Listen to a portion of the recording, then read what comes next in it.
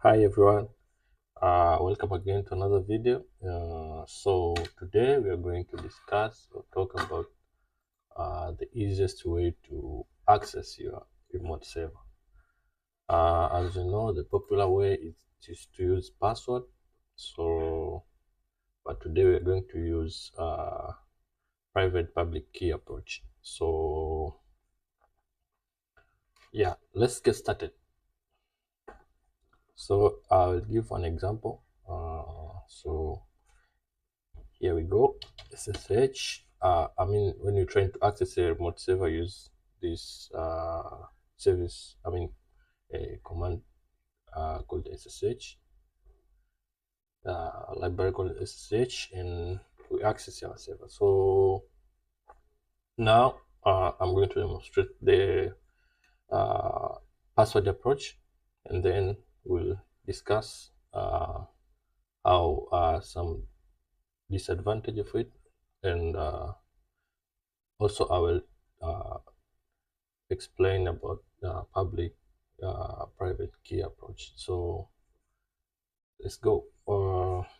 Okay, it's an SSH, and then your remote server username. Mine is Nelson at IP address of that uh, remote server. Enter. Then it will ask me for password. I will enter my password. Enter. And voila, I'm on a server. So as you can see, I was able to access my server using password. Yeah, so now as you can see, you have to remember your password every time you try to access your server. But there's an easy approach if you want to have like a quick access to your server, which is private public key approach. So let's try to implement that. So now we are going to exit our server, and then what we're going to do, first of all, we start to generate keys, public and private keys, which we're going to use to connect our laptop or our computer with a remote server. So so first of all, you have to, if you use Linux or Mac OS, you'll have a folder called SSH in your remote in your home directory. So first of all, cd to that file to that folder. If by any case the file is not existing in your machine, so you can create it, use make directory command. So first of all, I've already have the folder, so I'll cd to .ssh, and then when you're here, I prefer to always put my keys in another directory called the keys, so that I can easily navigate them. So now I'm going to make a directory called the keys. So make directory keys, and then let's cd to keys. And then here we don't have any keys at the moment. Clear. So what we're going to do is we're going to generate the keys for our remote for our remote for this new approach. So first of all, we're going to write this command ssh key generate. We're going to use that random domain, that random email. So you have to provide email. You can provide email actually so that you can remember. Actually, it's like a unique identifier on your keys, because it's going to be appended on your public key. So on this command, ssh dash keygen dash t, there's this approach. Actually, it's a recommended one. Dash c, and you provide the email address. So just as an identifier, uniquely identify your public key. So now we enter, and then we have to enter the name of the file. By default, if you don't enter any name, it is going to be created on this, but we don't want to create our public private key on this path. So we're going to as we all know, we're already in under keys directory. So now we only need to provide the name of the file we want. So it's going to be generated inside the current directory. So we're going to call it let's say my server. And then if you want to it's ask us to enter the passphrase, but we know we don't want to do that because every time you're trying to access your service, it's going to ask you for this passphrase, but we don't want to do this. So now we already we are successfully created our public and private key. So when we ls, we'll see we'll get two files, my server and my server.pub. This is your public key, and this is your private key. You have to secure this, put this in a way in a secure place. Ours is on .ssh/keys, but we are going to copy this one and we're going to paste in our remote server. So now we're going to cut my server.pub.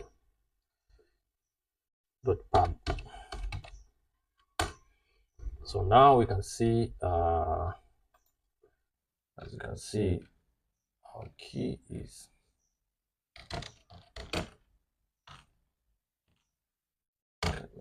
pub. As you can see, this is our public key. We're going to copy it. So now we have to SSH in our server and paste this key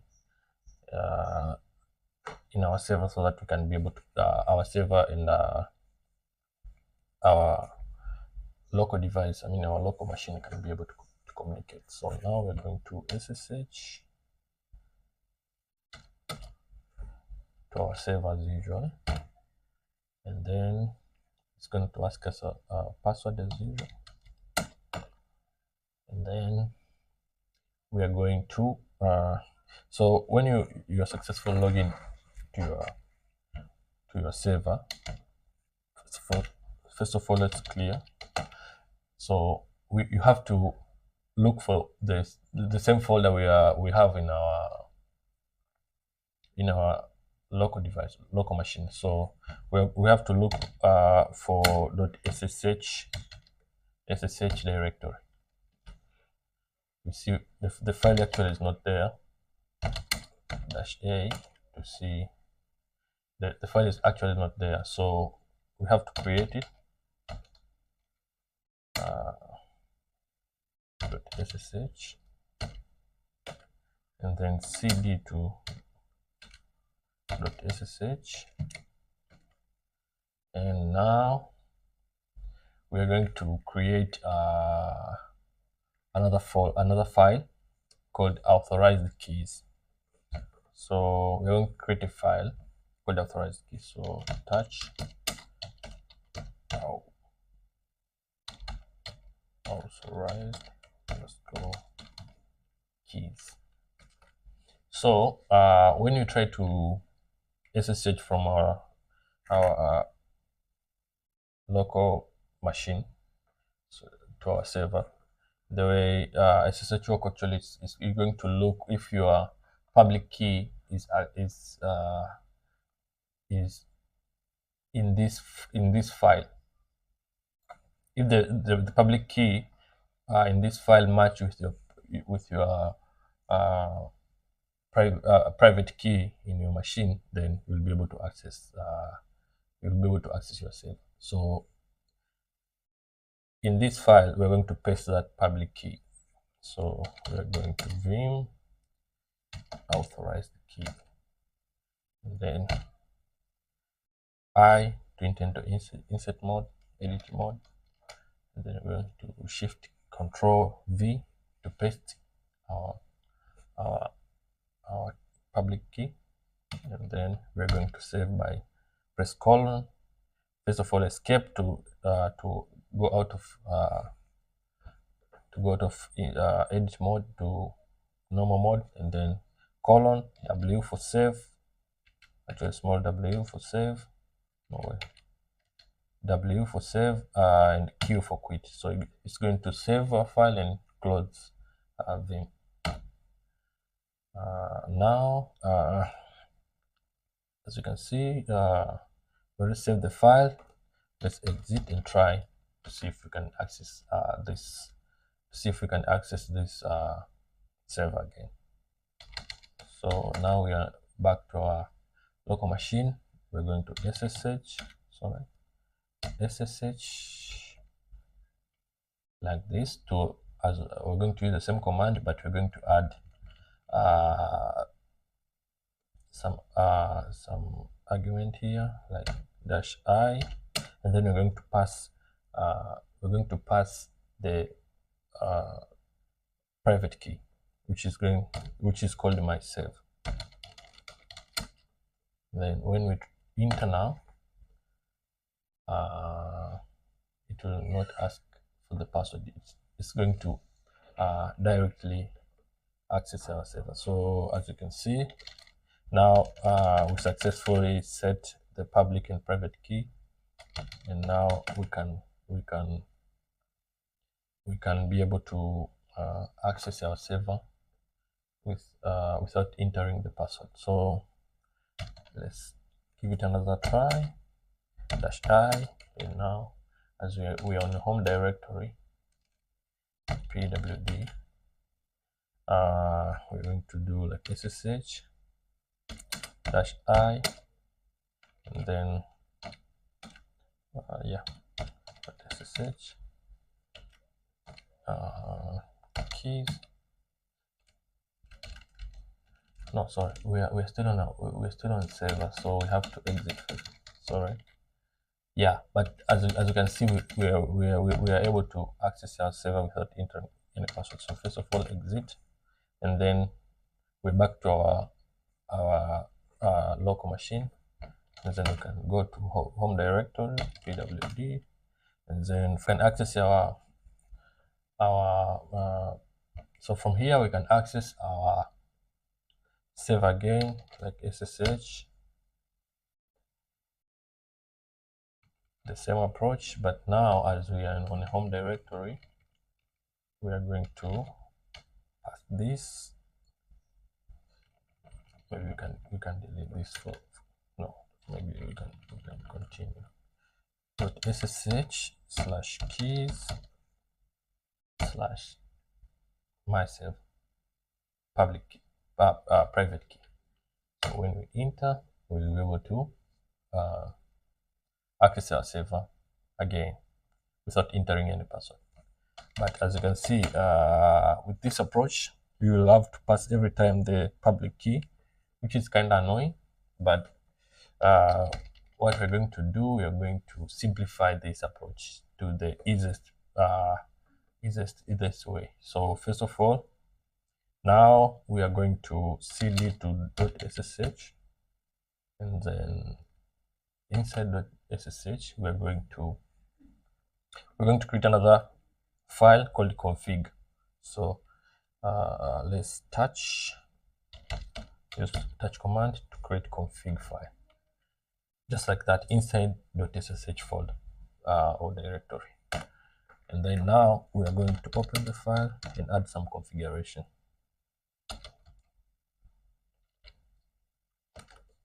And then here we are going to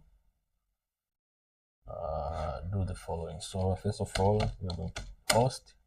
Sorry, there's a Vim. We have to enter insert mode first of all. Host. After host, we're going to add a unique identifier to our server. Maybe for now we can call it whatever we want. For now, let's call it my server. And then we're going to add some space. sorry about that. We're going to add a user. As we know, we have to yeah, so the user is our server user. You see, let me explain a little bit. So from here, you see, when we try to SSH, you see, we're going to you know, so let's so from here, you see this, we use this command, right? Every time we specify that key. So now we're going to actually, the purpose of config file is to put all of this into a config file, so you don't have to pass every time when you try to SSH. So we are going to take all of this here, and we're going to pass it on a config file. So every time you are trying to SSH or to SSH your server, access your server, you don't have to pass all of this. You're going to pass like a certain identifier, which is going to be a host. The host here, you're going to be my server, right? We're going to pass like yeah, I'll show you in a minute. But for now, our user is going to be this server user, which is Nelson, by the way. Nelson. Yeah. So now it's going to pass user is Nelson, and then we have to pass host name. Host name. Now host name is our IP address. This one. Copy. Yeah, it can be an IP address or your domain, for example. You know, sometimes if you configure a server to a domain, so under the domain, you can pass the domain here, like that. And then now we're going to pass another configuration. I mean another config item, which is called preferred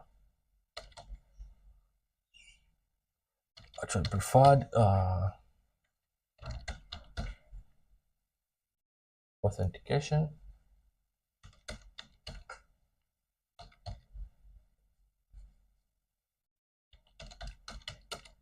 which is going to be public key. And the last one is we're going to pass the private key. So the pass to a private key. So we're going to add identity file, which is going to be the path to our private key. /keys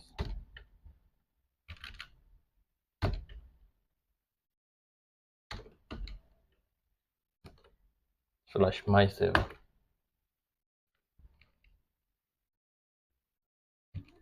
Now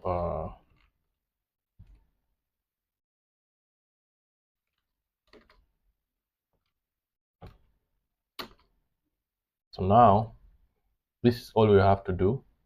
We pass host, username, host name, our IP address or domain in different cases, and we pass a preferred authentication, which is public key, and we pass our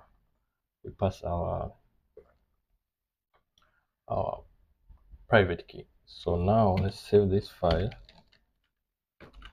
and when we go back to let's go back to home directory. So now we can SSH using the host identifier. So let me show you first of all.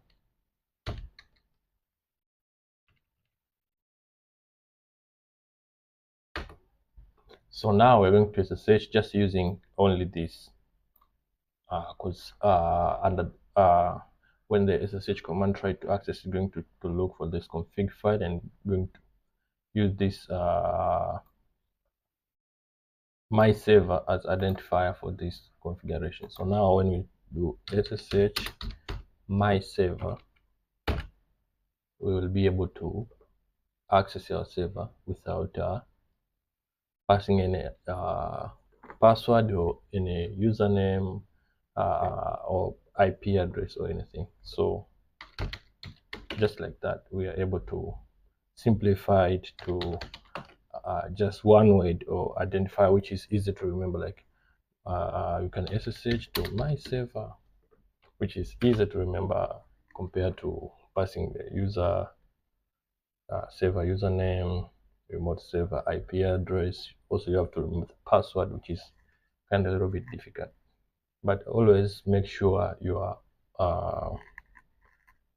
private key is put in a secure place so that other cannot access. Because when somebody get access to that, it cause other issue, which the other person can be able to access your server without your consent. So yeah, that is it. Thank you, and I will see you in another one. If you have any question, just ask below.